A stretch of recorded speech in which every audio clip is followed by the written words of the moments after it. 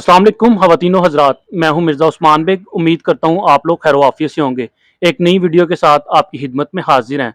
आज Pakistan film industry का एक बहुत बड़ा नाम हावर सुल्ताना, जिन्हें आप लोग चकोरी के नाम से जानते हैं, जिन्होंने पाकिस्तान फिल्म इंडस्ट्री में चकोरी के नाम से शोहरत हासिल की, उनके खावंद कफ़ायत हुसैन, जिन्हें आप कैफ़ी के नाम से जानते हैं। एक पूरा घराना ही जो था वो फिल्म इंडस्ट्री से ताल्लुक़ रखता था। इनायत हुसैन भट्टी, कफ़ायत हुसैन भट्टी, वसीम अब्बास, बाकी तमाम लोग भी जितने भी लोग थे, राइटर, सॉन्ग राइटर या गुलकार, जितने भी थे वो फ़नी दुनिया से उनका ताल्लुक़ था। हमारे साथ हमेशा की तरह डॉक्टर एम इब्रार होंगे। पाकिस्तान फिल्म इंडस्ट्री की अगर ख़ास तौर पर बात की जाए, चाहे पार्टीशन से पहले की या पार्टीशन के बाद की, उस पर खासी ग्रिप रखते हैं, ख़ास तौर पे शख्सियात पे।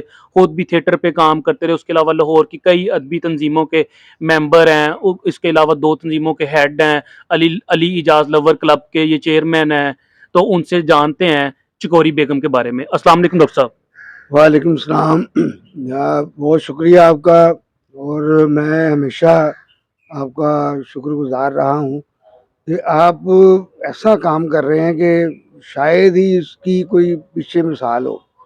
ठीक है, लोग कब्रों की रिसर्च ज़रूर करते रहे, कब्रें देखते रहे कि किसकी कब्र कहाँ है, किसकी कब्र कहाँ है, लेकिन एक कम्प्रीहेंसिव वीडियो जो है वो आप बना रहे हैं। एक पूरी शख्सियत का अहाता, उनके काम का अहाता जो है वो आपका ये चैनल जो है वो ये खिदमत कर रहा है, और ये बहुत बड़ी खिदमत है। अब देखें ना कि हमारा जो फिल्म इंडस्ट्री है वो कम अज़ कम हमारे मुआशरे का एक हिस्सा है, बड़ा अहम हिस्सा है। बहुत से हज़ारों लोग इसके साथ जो है वो मुंसलिक रहे या हैं, और अपना ज़रिया रोज़गार जो है वो कमा रहे हैं। फिर वो एक जो तफरीह है उसके मौक़े फ़राहम कर रहे हैं। तो चकोरी जो है वो भी एक बड़ा नाम हुआ, और उनकी जो आँखें थीं, उनकी जो शख्सियत थी, उनका जो कद था, जो उनका रोब था, जो दबदबा था, वो बिल्कुल मर्दों जैसा था। और वो जो है वो डायरेक्टर जो हैं वो समझते हैं फिर कि ये एक ख़ातून है और इससे हमने किस तरह का काम लेना है। अब आप कुछ ना देखें, आप सिर्फ मौला जट देख लें, और मौला जट में वो जो दारो नथनी का किरदार है वो क्या खूबसूरत अंदाज से जो है वो उसने निभाया है। वो अदीब के साथ जो उनके डायलॉग हैं वो आज तक बच्चे बच्चे को याद है। ठीक है, वो जो कहती है ना, अच्छे रुक जा माखिया, तो वो आज भी यहाँ पर जो है वो कोई जा रहा हो ना तो वो दूर से कहता है अच्छे रुक जा माखिया, यानी ये समझ लें कि ये एक ज़ुबान ज़द आम या एक रूटीन जो है बन गया है। तो ये अदाकार की किस्मत होती है। अदाकार चाहता है कि मेरी कोई चीज़ इस तरह की हो जो दुनिया ना याद रखे। तो वो कोई गाना हो, गाने की सूरत में याद रह जाती है, कोई डायलॉग हो, कोई किरदार हो, उसकी सूरत में याद रह जाती है। तो असल में जब चकोरी आई है ना फिल्मों में, तो वो चूँकि बिल्कुल ही उनका अलग दराज कद और अच्छा जिस्म उनका, तो वो फिर वो हिस्सा बन गई हमारे इनायत हुसैन भट्टी प्रोडक्शन का।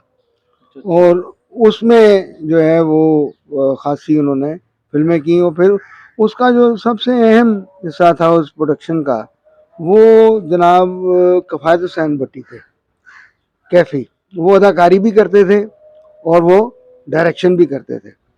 और इनको एक बहुत आला पाए का बंदा मिल गया था, हज़ी कादरी। हज़ी कादरी कहानी भी लिखते थे, हज़ी कादरी गाने भी लिखते थे। और इनायत हुसैन भट्टी जो हैं वो पहले ही मकबूल थे।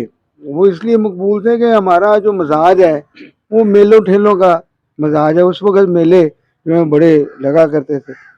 तो इनायत हुसैन भट्टी उन पूरे पाकिस्तान में जहाँ जहाँ मेला होता था वहाँ उनका थिएटर लगता था, और वो थिएटर में जो है वो परफॉर्म भी करते थे और वो गाने भी गाते थे। और इसलिए उनकी जो शोहरत थी वो पूरे पाकिस्तान में थी, और फिर वो उनकी यानी पब्लिक जो थी वो भी पूरे पाकिस्तान में थी। तो ये लोग जो हैं वो समझते थे कि अगर हम अनायत हुसैन भट्टी की टीम का हिस्सा बन जाएं तो हमें जो है वो कामयाबियाँ आसानी से जल्दी मिल आसानी सकती से हैं, मिल जल्दी से मिल सकती हैं।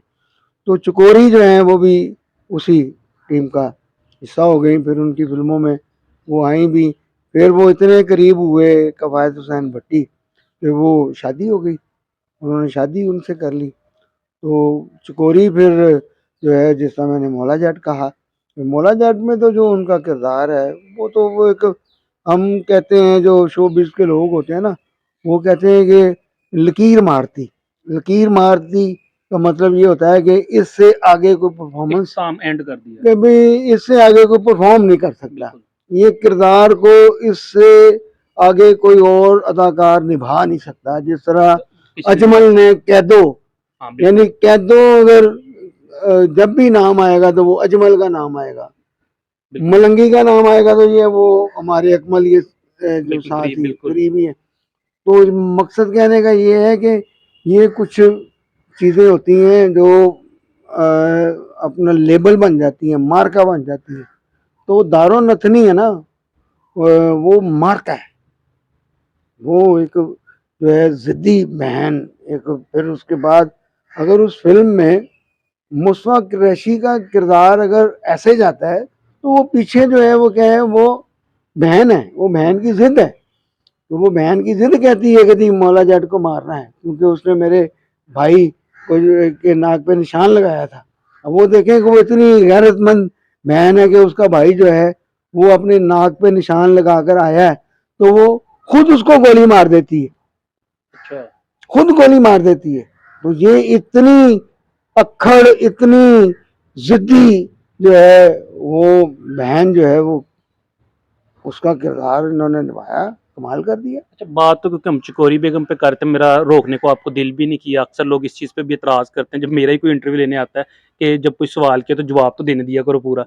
तो मैंने आपको रोका नहीं, लेकिन वो सब इतने बड़े नाम है कि बार बार दिल करता है कि आपके साथ पूछता जाऊँ आपसे सवाल, और बात लंबी होते जाए। जैसे आपने थिएटर की बात की, मैं एक छोटी सी बात करके फिर डॉक्टर साहब की तरफ आऊँगा कि थिएटर ये वाला नहीं जो आजकल हमारे स्टेज प्ले हो रहा है। पहले जो थिएटर भी था वो इस्लाही तौर पे, मतलब मुख्तलिफ मुआशरे की अक्कासी के लिए थिएटर परफॉर्म किया जाता था, जिसमें बहुत बड़े आरिफ लोहार के वालिद जो थे वो तो कह लें कि गुलकारी किया करते थे, नायब हुसैन भट्टी भी गुलकारी किया करते थे। इस तरह बाली जट्टी थी हमारी सुबिया स्टेज की। खानम, जी। सुबिया लेकिन खानम जो एक है, स्टेज डॉक्टर साहब इस तरह का भी परफॉर्म होता था, मतलब जिसको हम ड्रामा नहीं कहते, प्ले, वो परफॉर्म किया जाता ताकि कि अगर आटा, जैसे एक मुआशरे में आपने हुकूमत को ही दिखाना है कि जी आटे के रेट बहुत ज़्यादा हो गए, तो उसको प्ले की शक्ल में दिखाया जाता था कि यार मुआशरे में ये जुल्म सितम हो रहा है, औरत पे हो रहा है या कोई भी, तो वो भी प्ले किया जाता था। इसी तरह स्टेज में गलियों में जाया जाता था, जो कि अब तो बिल्कुल ही कह लें देखा ही नहीं जाता, बिल्कुल कहीं पे मैंने तो सुना ही नहीं अब तो इनायत हुसैन भट्टी तो एक बहुत बड़ा नाम, जैसे कि बहुत कम लोग होते हैं जिन्हें अल्लाह ताला इतनी सलाहियतों से नवाजता है।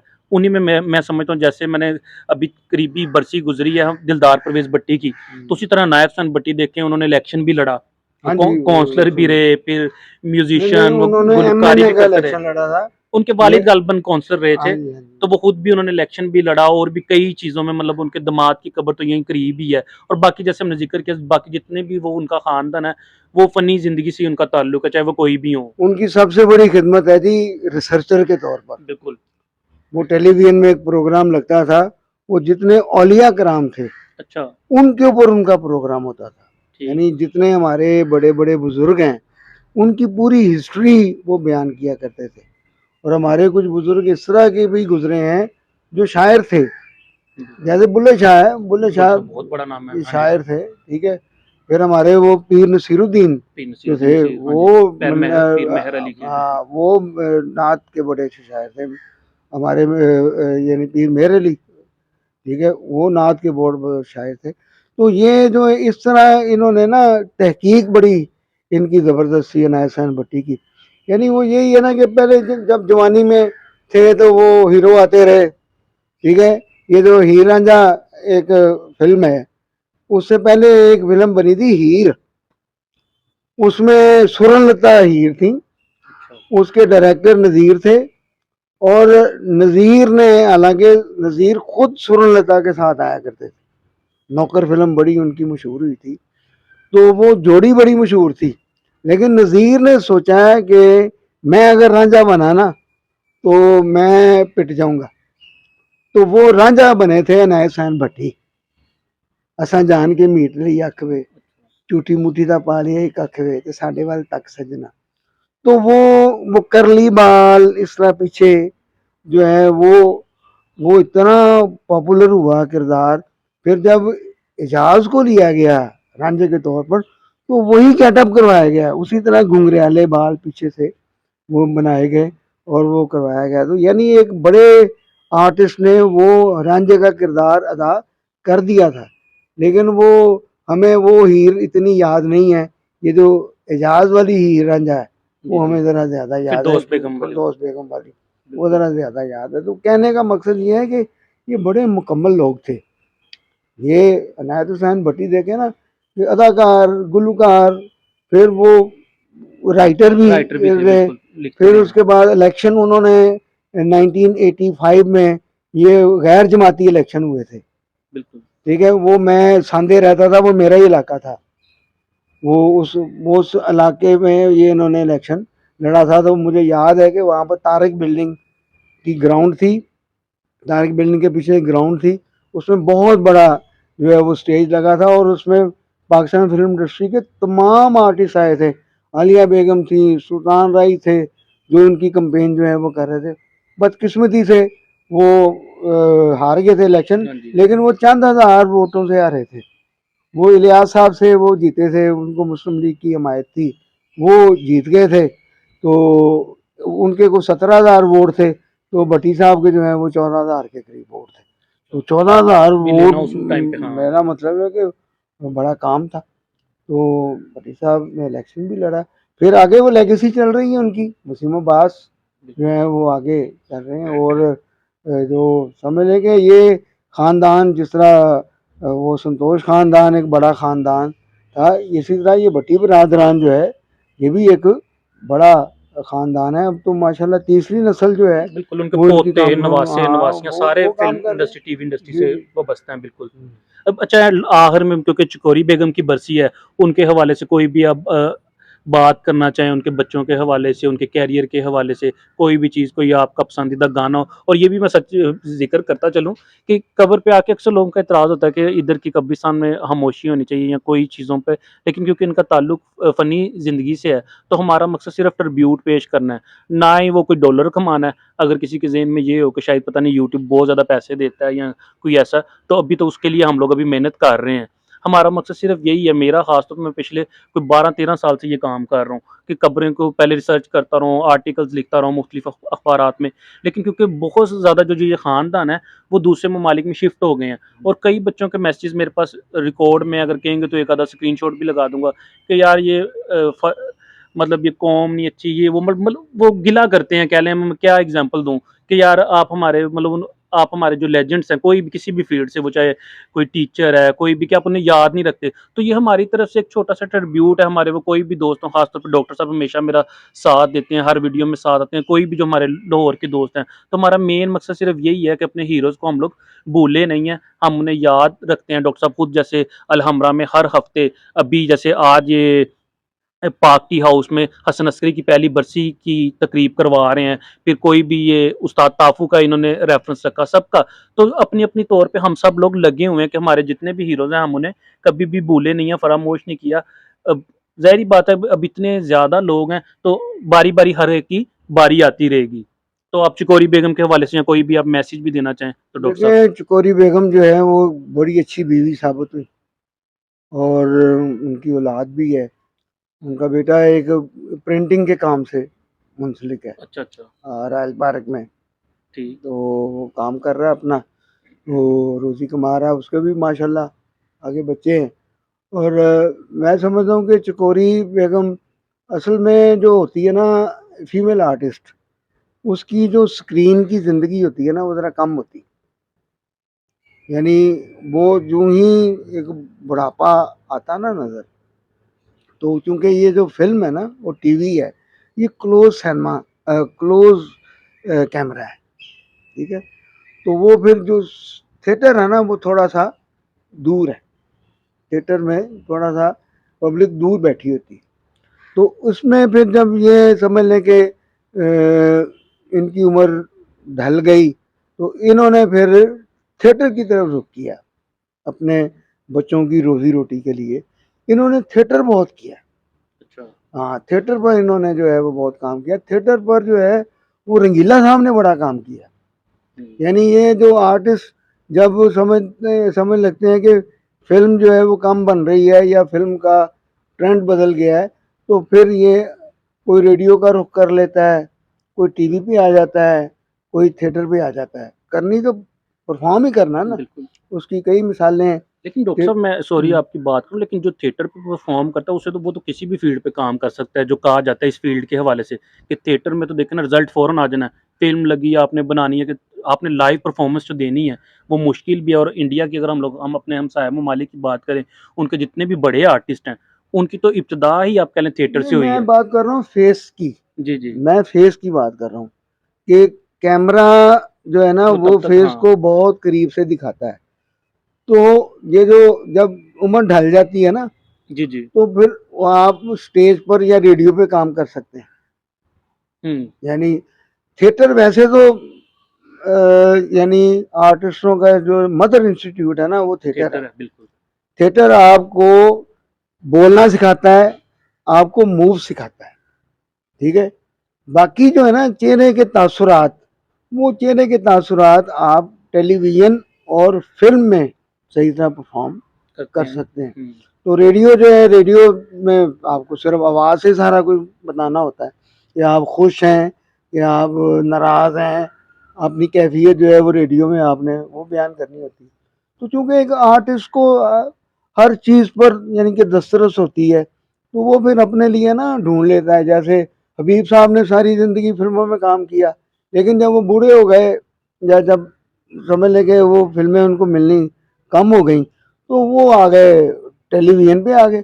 टेलीविज़न पर उनका राहें इतना बड़ा ड्रामा है कि वो कमाल है। फिर पूरे चाँद की रात इतना बड़ा उनका ड्रामा है, तो वो ज़बरदस्त है। तो ये जो है ना ये फ़ील्ड है, इसमें आप सिर्फ़ आपके अंदर एतमाद होना चाहिए और फिर डायरेक्टर आपसे मुतमिन हो। अगर डायरेक्टर चूँकि हर शोबे का डिमांड जो है वो मुख्तलिफ है, हर शोबे की डायरेक्शन भी मुख्तलिफ है, तो डायरेक्टर आपको जिस तरह समझे वो आपको इस्तेमाल कर सकते हैं। एंड पे कोई भी आप मैसेज देना चाहें चकोरी बेगम के हवाले से या कुछ भी नाज़रीन को वैसे ही कोई मैसेज देना चाहें? देखें चकोरी बेगम जैसा मैंने कहा कि वो एक टाइप आर्टिस्ट थी। यानी टाइप आर्टिस्ट वो होता है कि जो जिसको एक किरदार उसका मकबूल हो गया है, तो वो उसी तरह का काम करता है। उसी तरह का ही काम करती रहीं। इसीलिए उनको जो पज़ीराई वो नहीं मिली, यानी जो एक वेरिएशन होती है वो उनमें नहीं थी।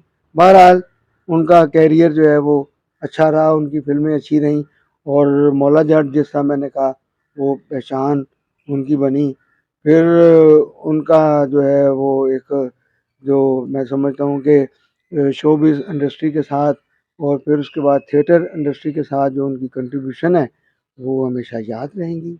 यकीनन आप डॉक्टर साहब की बातों से लुत्फ़अंदोज़ हुए होंगे। आखिर में बस आपसे एक रिक्वेस्ट है चकोरी बेगम के लिए और अपने जितने भी आपके हीरोज़ हैं, आपके मरहूमीन हैं, जो वीडियोज़ देख रहे हैं, अगर किसी का इस दुनिया से रुखसत हो गया है, तो उनके लिए दुआए मग़फ़िरत करें। इन हीरोज़ को अपने दिलों में याद रखें, अपनी दुआओं में याद रखें। मुझे और डॉक्टर एम इब्रार को इजाज़त दीजिए। अल्लाह हाफ़िज़।